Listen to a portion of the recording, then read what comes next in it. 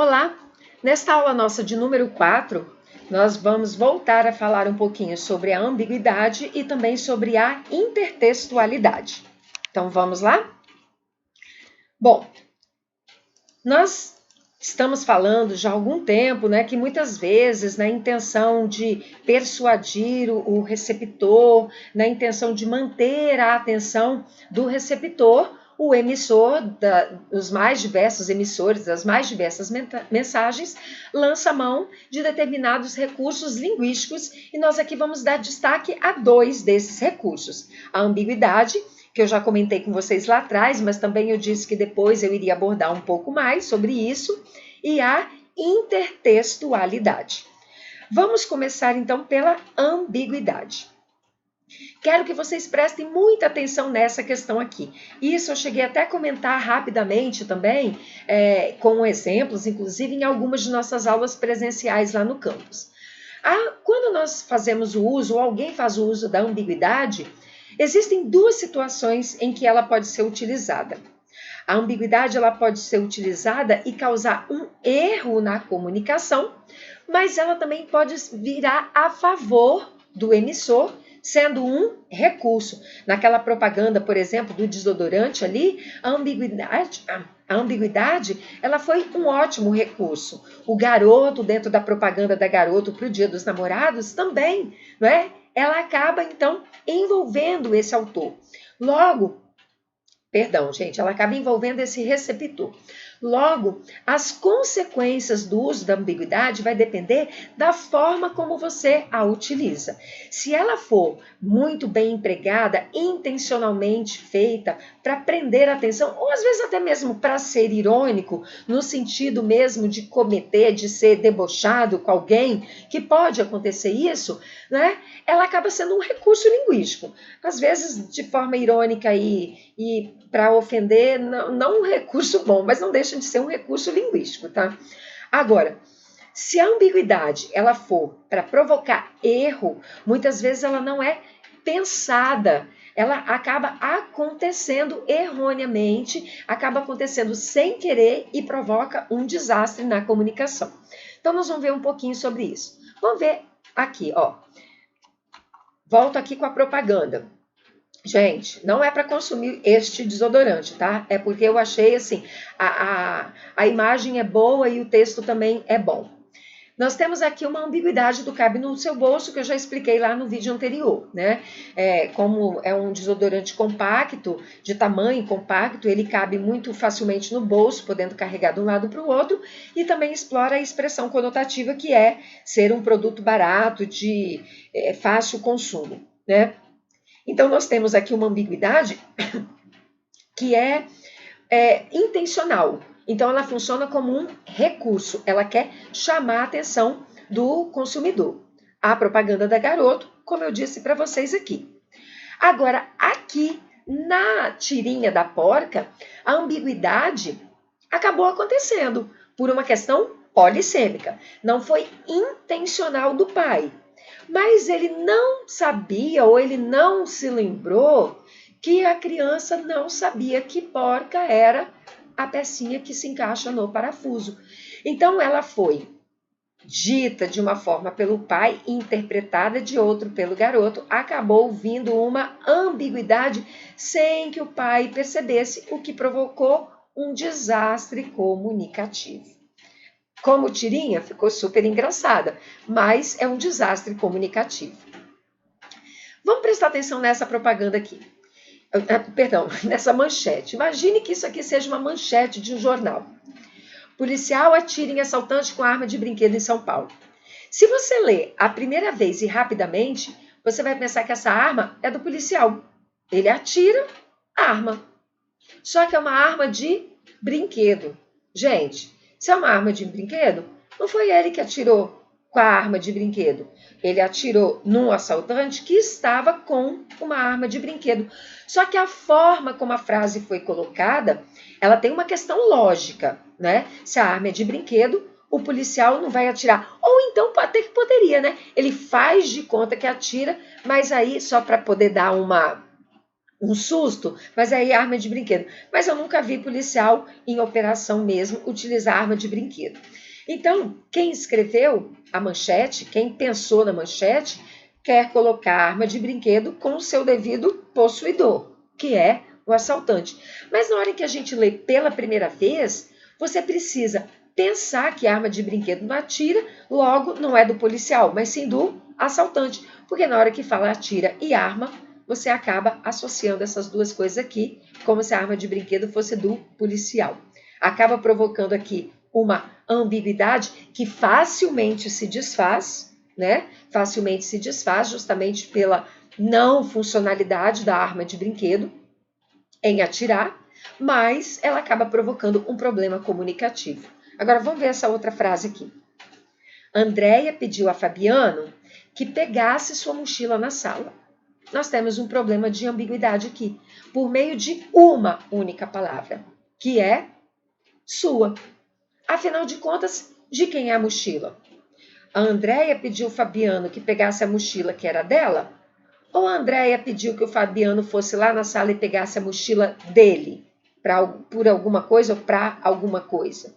Então, quem fala essa frase provoca, ela tem uma ideia na cabeça dela, tem uma intenção, mas a mensagem que chega até o receptor, às vezes não vai ser interpretada do jeito que ele quer. Às vezes o emissor quer passar com a mensagem de que a mochila é da Andréia, mas o receptor vai pegar a mensagem como sendo a mochila do Fabiano. Então, nós temos aqui um problema de comunicação.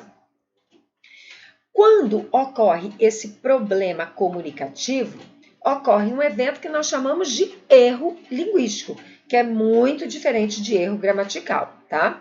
Um erro gramatical é um erro de gramática. Escreveu a palavra errada, trocou letra, não pôs acento, conjugou o verbo de maneira incorreta. Isso é erro gramatical. Erro linguístico é quando a intenção que o emissor tem ao passar a mensagem não chega exatamente do jeito que ele gostaria ao emissor. Tem pessoas que escrevem tão errado, seja por qual motivo, tá, gente? Não estou aqui para criticar, estou expondo o evento, que escreve tão errado que prejudica a forma de compreensão da pessoa. Então, ocorre aí um erro linguístico. E dependendo do tipo de problema, pode ocasionar um evento, isso aqui é novidade para nós, tá? Para nós dentro do conteúdo. Um evento chamado ruído. E nós vamos tratar um pouquinho melhor agora sobre isso daqui, o ruído. Os ruídos, eles podem ser dos mais variados possíveis e podem estar em diversos dos elementos da comunicação. Vamos supor, no emissor. Eu posso estar com um problema sério no emissor. Em que sentido? O emissor está com a garganta inflamada. Ele é um professor. Eu, por exemplo. Eu sou professora, como aconteceu no início deste ano, e estou afônica, não consigo dar minha aula. Então, eu tenho um ruído que me atrapalha. Ou então, eu tenho um recado para dar para aquele grupo ali. Mas aquele grupo é um grupo de surdos e eu não sei falar a linguagem de Libras. Então, eu tenho um problema aqui comigo porque eu não sei fazer isso. Eu não sei falar a língua daquele grupo ali. Então, isso é um problema no emissor. Ou então, eu esquecimento também pode. Ou ainda, a pessoa me deu um recado de um jeito para eu repassar e eu acabei embolando e mudei tudo ou esqueci alguma parte. É um ruído no emissor. Que ruído que pode ter no receptor? Acontece muito isso. Às vezes a mãe, o pai, alguém na sua casa está falando alguma coisa com você, você está lá no celular, nem está prestando atenção ali. Então, você não está preparado para ouvir aquilo que está sendo passado para você. É um problema seu. Ou ainda, você coloca fone no ouvido, a pessoa está lá falando, e nem percebeu que você tinha fone, o som lá nas alturas, você não ouviu nada. Então, o problema estava em você ao receber a mensagem. Todos esses eventos que atrapalham a comunicação, nós chamamos de ruídos.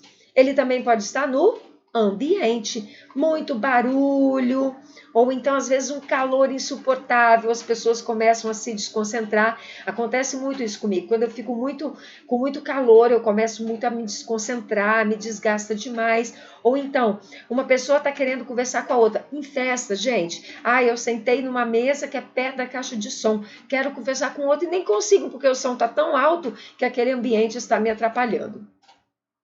O problema também pode estar na mensagem. Aquela ambiguidade lá que provocou um problema de interpretação. Aquilo ali é um ruído na mensagem. Uma mensagem mal articulada, mal posta, com palavras escolhidas de maneira incorreta. Outro dia minha filha mesmo fez uma redação, ela queria colocar a família dos alunos, mas ela não poderia repetir a palavra aluno, porque já estava naquele parágrafo. Em vez de falar a família dos discentes, ela falou família dos docentes. Aí a mensagem ficou muito esquisita, porque tinha que contar com o apoio da família dos docentes, como se contasse com a família do apoio dos professores. Então ali teve um problema na mensagem. E o ruído também pode estar no canal, o canal mal utilizado. Por exemplo, muitos alunos aqui do IFES não estão conseguindo ter as ANPs pelo Moodle. Por quê? Porque nem todos têm acesso a este canal aqui. Então, se eu disponibilizo apenas o meio virtual pela internet e este aluno não tem computador, não tem internet, nós temos um ruído enorme no canal. Ou então, guardei um bilhetinho no bolso. Quando eu peguei, nossa, ele está todo manchado, não consigo ler mais nada do que está nele. É um problema no canal que se faz ali presente, ok? Agora nós vamos falar um pouquinho da intertextualidade, é só uma breve introdução, depois nós vamos trabalhar um pouco mais sobre ela. Inclusive vai ter uma atividade para vocês realizarem mais à frente. Inter é um prefixo que quer dizer entre. Textualidade vem de texto. Então, intertextualidade é uma combinação entre os textos. De que forma? Sempre haverá um texto primeiro feito e facilmente se percebe a intertextualidade quando este primeiro texto aqui é muito conhecido, é muito famoso. Daí, ao se fazer um segundo texto, ele se aproveita deste primeiro na ideia, na aparência, em algumas palavras, em algumas construções. Vamos para os exemplos para ficar mais claro? Nós temos aqui este primeiro exemplo aqui. Vamos olhar a nossa esquerda primeiro, tá? Vida de passarinho. Na vida de passarinho, nós temos o personagem, que é o passarinho, do cartunista Carlos, que diz assim: uma pedra no meio do caminho. E agora? Se eu tivesse talento, eu estou chegando perto, gente, porque a luz atrapalha demais, e eu estou sem óculos para não dar reflexo para vocês. Se eu tivesse talento, faria um belo poema, mas eu sou apenas um passarinho prático. A compreensão do texto se dá melhor na combinação da linguagem verbal com a linguagem não verbal, né? A praticidade do passarinho, por exemplo, ela só é percebida pela imagem. Mas onde nós temos aqui uma intertextualidade? No momento em que o passarinho encontra a pedra, ele diz: uma pedra no meio do caminho. Isso já faz lembrar um texto muito conhecido, que é este aqui da direita de vocês, No Meio do Caminho, de Carlos Drummond de Andrade. E a intertextualidade se completa aqui nesse terceiro quadro, que ele fala que se ele tivesse talento, o que ele faria? Um poema, porque foi o que o Carlos Drummond de Andrade fez. Um poema cujo tema é No Meio do Caminho tinha uma pedra. O tema é a pedra no meio do caminho. Isso é a intertextualidade. Qual foi o texto feito primeiro? Este texto aqui. O segundo texto, ele se aproveitou deste com a expressão pedra no meio do caminho e o poema e fez a ligação entre os dois textos. Uma coisa importante, a intertextualidade ela pode acontecer nos mais diversos tipos de textos. Aqui nós temos um texto de linguagem mista, quadrinhos. Vamos ver esse outro. Teve uma época aí que a Hortifruti fez uma campanha, não sei se ela faz ainda, se ela continua com essa campanha, com vários dos seus produtos, com vários das suas frutas e vários dos seus legumes. Esse aqui é um deles. Temos aqui um tomate com uma boina. Ok, ele pode lembrar um policial ou uma pessoa com uma boina simplesmente. No entanto, quando nós vemos esta parte aqui, verbal, horta de elite, isso automaticamente associado à forma com que está escrito. E mais esta boina, de que nós lembramos? Do filme Tropa de Elite. Né? Então, o autor da propaganda aqui, quem bolou a propaganda, utilizou de uma similaridade, né, de uma aproximação fonética entre tropa e horta e manteve isso aqui. Agora, olha que legal aqui embaixo. Se não for hortifruti, pede para sair. A intertextualidade, ela continua aqui, porque esse personagem principal, o protagonista do filme, o Capitão Nascimento, ele era muito severo, conhecido pelo rigor que ele impunha nos seus soldados ali na hora de treinar. E ele falava assim, se você não aguenta, pede para sair, pede para sair. Então, essa intertextualidade, ela se mantém aqui. Vamos para o próximo? Aqui. Nós temos aqui uma personagem muito comum das histórias em quadrinhos, que é a Mônica, da Turma da Mônica, né? Roxinho bem conhecido aqui. No entanto, a forma com que a Mônica está vestida, com que ela se apresenta aqui, está fugindo totalmente do padrão Mônica. Ela está lembrando muito uma outra figura, num outro tipo de texto construído anteriormente. Um texto exclusivamente não verbal, que é o quadro da Mona Lisa. Então, a posição com que a Mônica se encontra, a roupa, a paisagem, é um intertexto com a Mona Lisa. Achei que tinha mais um. Então, ficamos com a parte de intertextualidade aqui. Façam os exercícios e mais à frente o conteúdo continua.